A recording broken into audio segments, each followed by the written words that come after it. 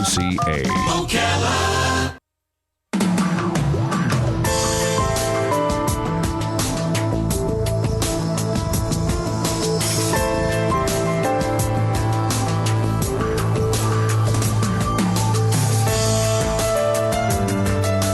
All right, 5 minutes after 11 o'clock. Thank you for tuning in. Our next conversation is one that I've been looking forward to for a couple of different reasons, and you'll see why in just a second. I'm going to start this introduction by telling you about people who get jealous in the world of entertainment, like music, for example, right? Mm-hmm. You'll know somebody who's like very, very good at music in some way. Maybe they play piano. And then there'll be somebody else who's very, very good playing piano, and they happen to also be famous at that, right? And the guy you know is jealous, and it shows itself. He may never admit he's jealous, but he will always be cutting down the other one, saying, he takes shortcuts, he's got a lot of help. I've heard everything under the sun about. Yes. But from an outsider, you say, gosh, you both seem pretty brilliant to me, but what do I know? You always think that. I can see that in the arts, people becoming like, because it's so subjective, is that the word, or objective? Yes. with art. But with science, you would think it's factual. If when doctors, for example, stumble upon something, I was looking at this story about the stumbling upon of using the salt water. Remember we had the discussion yesterday for energy? That was fascinating. Okay. So you would think, okay, you discovered this, that's cool, we have to agree because it's a factual thing. Maybe not always. I mean, they call the Einstein thing, the big E equals mc squared, they call that a theory of relativity. Yes. A theory, right? Wait till you hear this story. This is a book called The Man Who Stalked Einstein, How Nazi Scientist Philip Leonard Changed the Course of History. It has 3 authors credited. Those authors are Bruce J. Hillman, Birgit Erdl Wagner, or Wagner, I'm probably saying that wrong. She. Oh, she? Okay. And then Bernd C. Wagner, or Wagner. Dr. Bruce Hillman is our guest right now. He's a professor and former chair of radiology at the University of Virginia School of Medicine. He's a health services researcher, a clinical trialist. He published over 300 medical articles and editorials, served as editor-in-chief of 3 medical journals. He's a writer for the Journal of American College of Radiology and is probably as close to Einstein as anybody I'm ever going to speak to.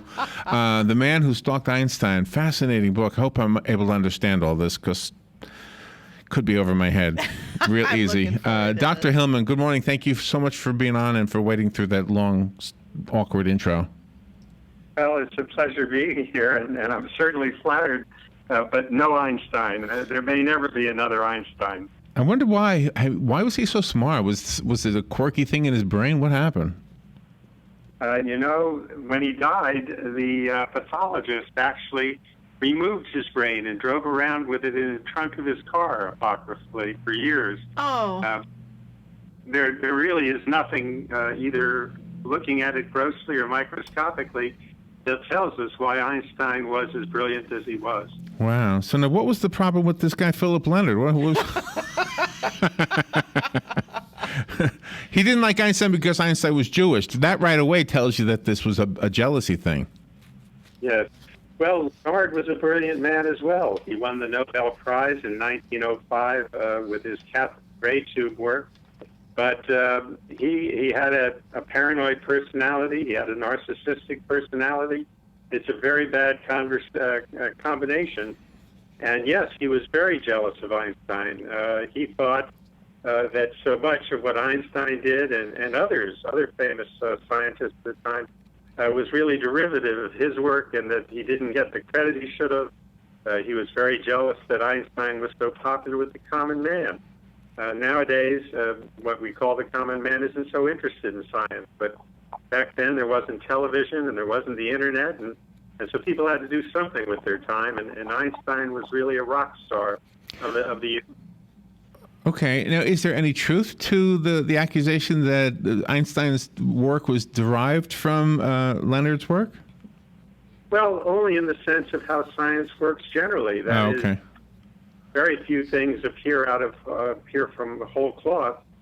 Generally, people build work of others. I think one thing, what Einstein won the Nobel Prize for he won the 1921 prize, was really making a law of something called the photoelectric effect, which Lenard had worked on in the early 20th century. And so in that sense, yes, but in any other sense, certainly not in any reasonable sense. No, there was nothing to it. Well, and I'm just going to compare it to music because that's what I know. And all music is somehow derived from previous music. You know, there's always some kind of a connection. So I don't know if that's a way to understand it, but I guess that's how I'm understanding that. I think that's very reasonable, yes. So Einstein's, he's been gone for 60 years already, huh?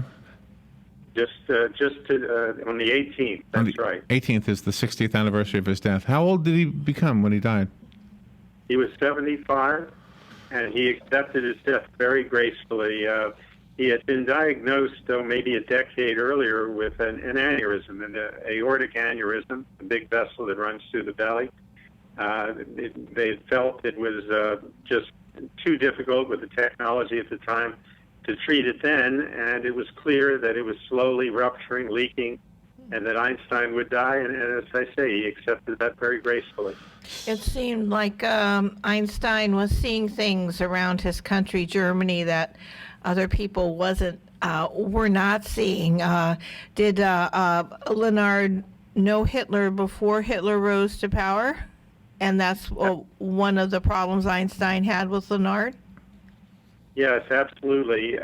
It's an interesting story how they became such enemies.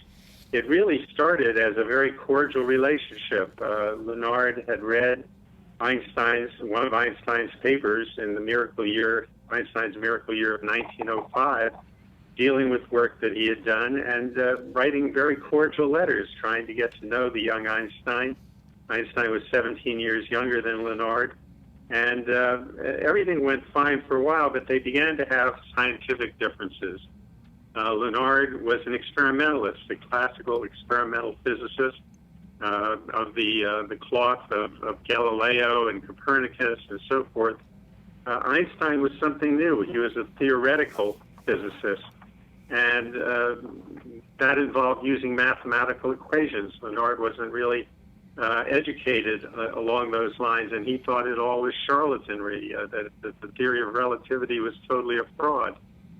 As he became more rapidly nationalistic, he'd always been a nationalist, but following World War I, there was great deprivation in Germany. Inflation was rampant, and it really turned Lenard's very twisted mind towards the Nazi Party. In 1924, he actually came out and wrote a piece about how much he admired Hitler and how scientists should follow Hitler in the way. Oh, my goodness. Do you know what makes no sense to me at all? Is if you have a scientist making discoveries and you just decide not to give credentials to or give credence to it or respect it because of a guy's religion, his race, maybe it's a woman. I mean, that's not a scientist, that's an idiot. I'm not saying he was an idiot through and through, but that's an idiotic position to take. Well, he absolutely. He really let his racist views dethrone himself. He had a wonderful reputation as a scientist, perhaps not so good as a human being. He was said to take advantage of subordinates, and there's some terrible stories of how he'd been treated and how he treated others. But yes, in the end, it was his rabid anti-Semitism that took over and basically had a lot to do with chasing Einstein out of Germany. Do you know, one of the things I've always wondered, and we'll have to take a break and I'll just kind of give you the question and we'll get it when we come back, but I've always wondered how the general public embraced Einstein because we had very little way to prove. I mean, we've proven some of his theories since then, but how did we even know he was right enough to give him the fame? I've never even understood that because we didn't have the technology to test the theories. Mm-hmm. I don't think so. Maybe I got that wrong. Dr. Bruce Hillman is on the phone with us. The book is called The Man Who Stalked Einstein. So we'll take a little break and be right back. The subtitle is How Nazi Scientist Philip Lenard Changed the Course of History. Never even heard of Philip Lenard. So we'll find more out when we come back. So weather is brought to you by myfwc.com. Safe boating is no accident. A warm day with clouds and sun today with a shower and thunderstorm around mainly during the afternoon hours. The high 84 to 88. For tonight, mostly cloudy with a couple of showers and a thunderstorm in the area early. Low 66 to 70.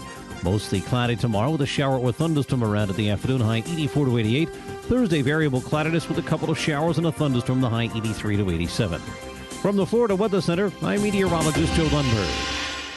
The biggest air show in the South is back in Lakeland. Sun and Fun International Fly-In and Expo celebrates its 41st year all week long, April 21st through April 26th. This year promises to be bigger, faster, and louder than ever before. Experience the heart-thumping, awe-inspiring performance of the Breitling Jet Team's U.S. debut and the Air Force Thunderbirds. See thousands of aircraft both in the air and on display, and an open flight line of historic warbirds. Sun and Fun offers fun for the whole family with daily air shows, a kids zone, a classic car show, and lots of great food. Florida residents can make it a weekend the family will remember by coming Saturday, April 25th and Sunday, April 26th to experience 3 shows for the price of 1. See the Breitling team perform at 3 p.m. Stay for the night air show, which includes aerobatic flyers, pyrotechnics, and a dazzling fireworks display. And come back Sunday for an additional show. Sun and Fun International Fly-In and Expo, celebrating its 41st year all week long, April 21st through April 26th in Lakeland. It's bigger, it's faster, it's louder, it's Sun and Fun.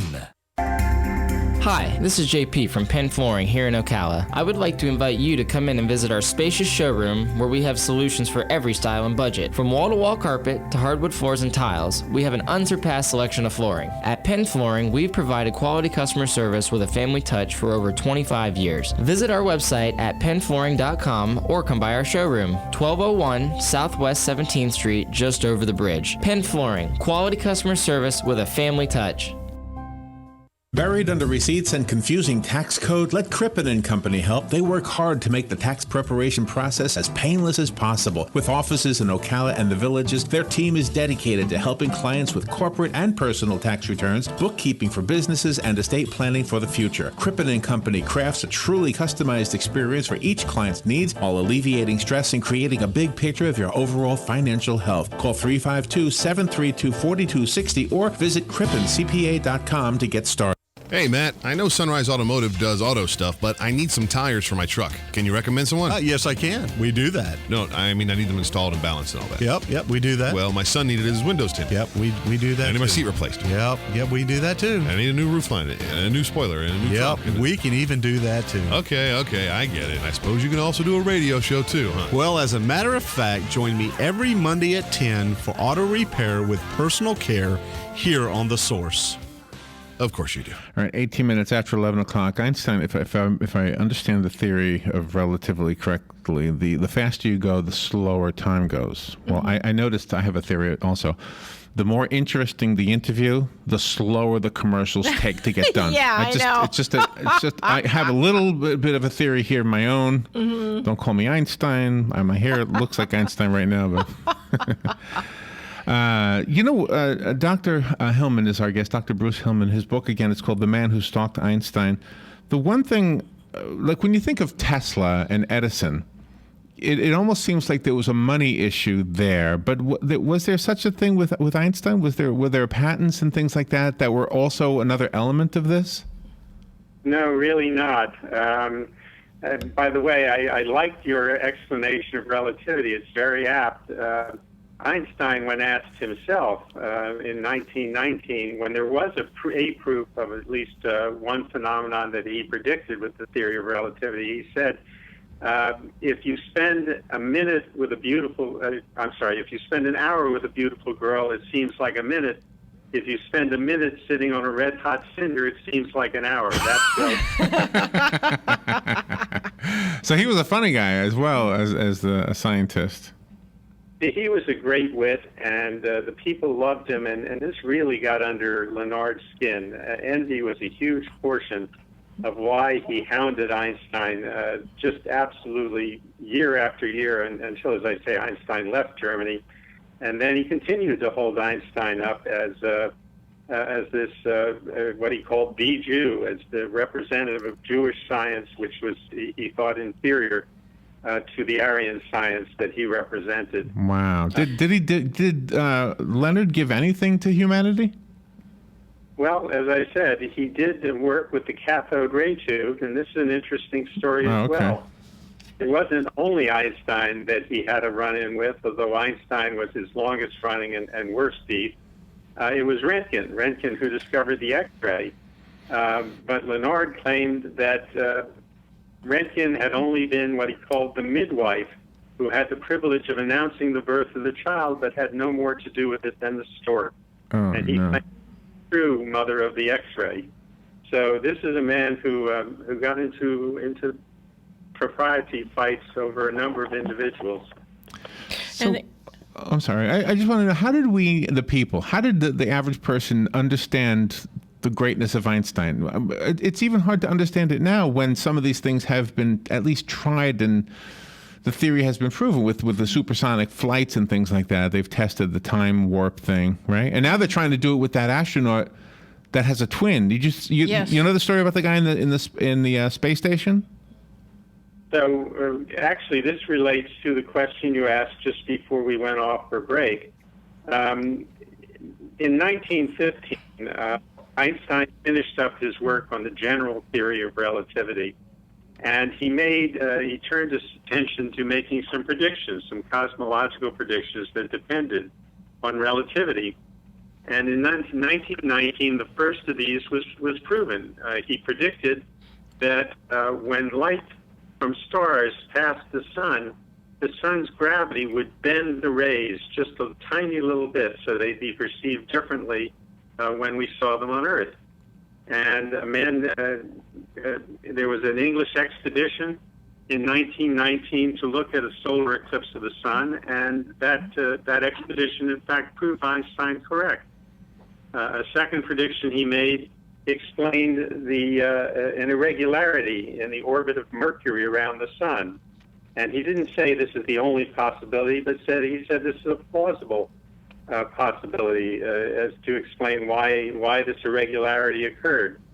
The third prediction he made was that we would see a shift in the spectrum, the red spectrum of light here on Earth versus the sun, and that's one that was only proven after his death. Wow. What does that mean, a shift in the spectrum? Does red look different now than it did 100 years ago? Not necessarily.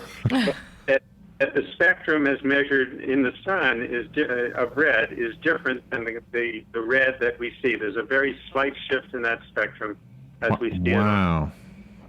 There was a thing in the news like a month or so ago about, and I don't know if it was really news, it might have been science news, which could be old, but that scientists observed like a supernova, and then they observed the exact same supernova again because it was the same star, but the light had been bent around some other distant star, and I guess one direction it came around quicker than the other side, if that's my way of understanding it. Yeah, well, according to Einstein, space-time is curved, and so I guess that's what we were seeing being depicted. Do you know what I always wondered about that, though? If things go slower as they go faster, the center of the Earth would be moving slower than the surface of the Earth. Obviously, the outside of a circle goes faster than the inside of a circle. Mm-hmm. So does that mean the Earth is aging differently on the outer part than on the inner part? You've got me on that one. Jealousy and power really go to the paths of destruction. And if Hitler, in Hitler's quest to make a superior race, he alienated the Jewish population. That caused hundreds of mathematicians and scientists and things to leave Germany before his reign to power. If he wouldn't have been that way, most of them all stayed, and then he would have had his super race and his technological advances. Well, I'm not sure that's entirely true.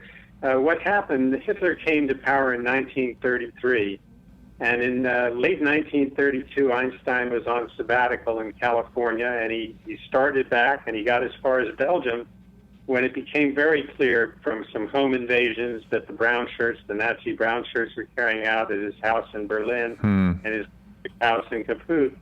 And he learned that he had a price on his head and that he couldn't not return to Germany. But fortunately, he knew the Queen of Belgium. He'd had dinner with her a few times. They played music together. And she took him under her wing and protected him while he was thinking about what to do next with his life. Where the subtitle comes in, how Leonard changed the course of history, it really relates to this, because in 1933, when Hitler assumed power, a law was passed that Jews could no longer be employed in the German civil service. Now, as it turned out, university professors were classified as civil servants. And Leonard, along with his colleague Johannes Stark, who had assumed a lot of power by that time, Leonard had become a personal confidant, a physicist, advisor to Hitler. They really enforced the law. They made sure that the greatest, really the flower of German science, had to leave. And where would they go? Well, of course, they went to Germany's enemies. They went to the United States, to Great Britain, to the Soviet Union, and we're feeling the effects still today. That's where the great science is still being performed. Wow. So would we not have had the atomic bomb had that not happened? There certainly were Jewish scientists who helped in the development of the atomic bomb. Would we have not had it? That's a very hard thing to say. But would Hitler have had it? That's another interesting question. It was rumored, and this is in the book, that Heisenberg, one of the very, very famous students of Max Born, who was probably Einstein's closest friend, that Heisenberg had been working on a bomb, but that he wasn't particularly close by the end of the war. How were you able to research all of this? I mean, obviously you've done a good job of helping us see the clearer picture of what the relationship was between these two men. But was it all documented somewhere, or were you able to ask questions of people? Yeah, the book I'm working on now is much harder. It's got live people involved. It's much easier working with dead people, to be perfectly Birgit Ertl-Wagner is German, and her husband, Bernd Wagner, is German. They helped me with translations of things that I couldn't find in English. They're terrific editors, so they helped shape the book as you see it today. But a lot of it is, amazingly enough, you can find almost anything online. And so an awful lot of the research for the book was handled online. Including the stuff that we can understand better than science, which is, human emotions and jealousy and that kind of thing?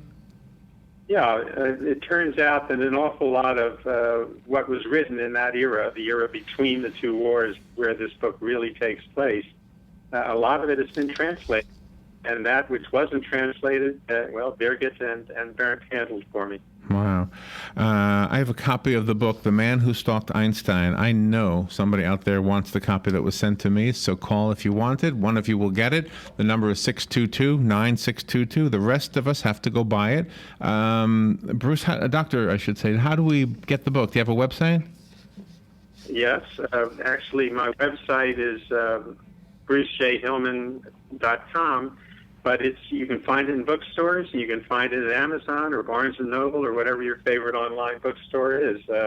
Officially, this is the day of release, actually, April 14th. Oh, okay. So I guess the irony is that a man who really was on the side of evil actually helped create good, not intentionally, but indirectly. I mean, good came out of it for all of mankind. Not just for America. Now, Leonard was a true believer. He really believed in the Nazi cause, and he really believed that Jews were inferior to Germans. And he wrote a book. It was actually an enormous book, 4 volumes, called Deutsche Physik. And in the introduction, a long, rambling introduction, he displays his rabid anti-Semitism. But it's so linked to what Hitler believed and what Hitler's aides and cabinet believed that it became the underpinnings for German scientific research throughout much of the 30s, the 1930s, and really debilitated German advancement. So he not only chased out many of the great scientists, but I think he really interrupted science on that behalf. Eventually, the Germans realized Yeah. Doctor, we're out of time. What a fascinating interview. It just went too fast. Time, the relativity of time. Thank you, Doctor. We'll be right back. Fox News Radio. I'm Lillian Wu. Yeah. Help in the fight against ISIS on the agenda during the Iraqi Prime Minister's first visit to the White House since taking office. Earlier, getting ready to board a plane to Washington, he thanked Iran for its support. Iran is helping us, and we say thank you to Iran. We say thank you to all countries who provide us with this support. Earlier this month, Iraqi forces and allied Shiite militias, backed by U.S. airstrikes, recaptured the city of Tikrit from militants. Fox Radio's Rachel Sutherland. Court date for the Oklahoma Reserve deputy charged with shooting a man to death. Robert Bates says he meant to fire his stun gun. He's charged with second-degree manslaughter and facing 4 years in prison. Some question what a reserve cop was doing with a gun. Fox Radio's Jeff Manasso. And retail sales up for the first time in 4 months, pushed up by car sales, furniture, clothing, and building materials. Fox News. We report, you decide.